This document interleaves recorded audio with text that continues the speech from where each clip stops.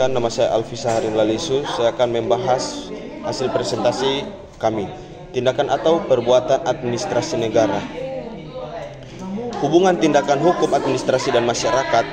Tindakan administrasi negara adalah segala bentuk keputusan atau perbuatan pejabat atau badan administrasi yang memiliki dampak hukum.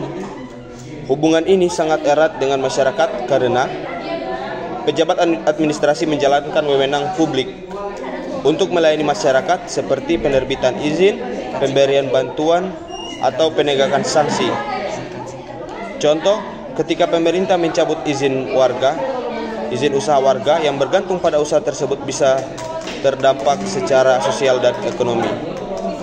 Jika tindakan tersebut dilakukan tanpa dasar hukum yang sah, masyarakat bisa mengajukan gugatan ke PT UN, Pengadilan Tata Usaha Negara. Pengertian tindakan dan perbuatan administrasi negara. Tindakan atau perbuatan administrasi negara adalah segala bentuk tindakan faktual atau hukum yang dilakukan oleh pejabat tata usaha negara dalam menjalankan fungsi pemerintahan. Jenis-jenis yaitu yang pertama, tindakan faktual atau non-hukum. Tindakan tidak langsung berdampak hukum, contoh membangun jalan, pengadakan pelatihan. 2. Tindakan hukum menimbulkan akibat hukum, hak dan kewajiban, contoh penerbitan SK, pencabutan izin, dan penetapan pajak. Karakteristik umum dilakukan oleh pejabat atau organ negara, bersifat sepihak, tidak perlu persetujuan warga. Yang ketiga, harus berdasarkan hukum yang berlaku. Tindakan hukum administrasi negara sebagai tindakan perdata.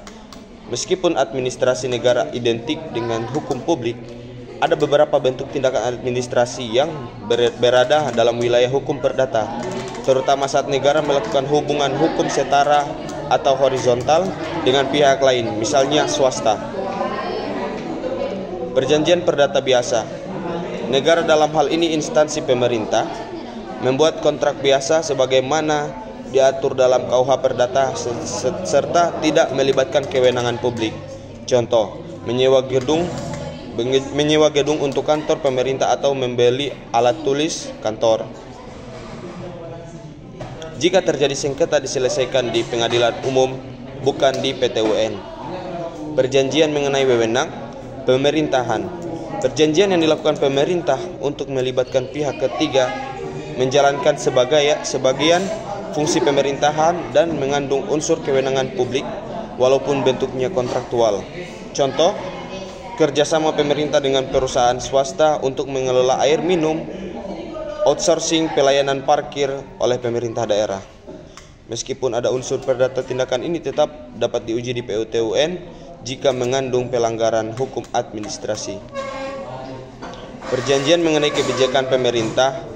Perjanjian ini berkaitan langsung dengan program atau kebijakan strategis negara serta biasanya melibatkan proyek besar, anggaran besar, dan berdampak luas pada masyarakat. Contoh, kontrak pembangunan jalan tol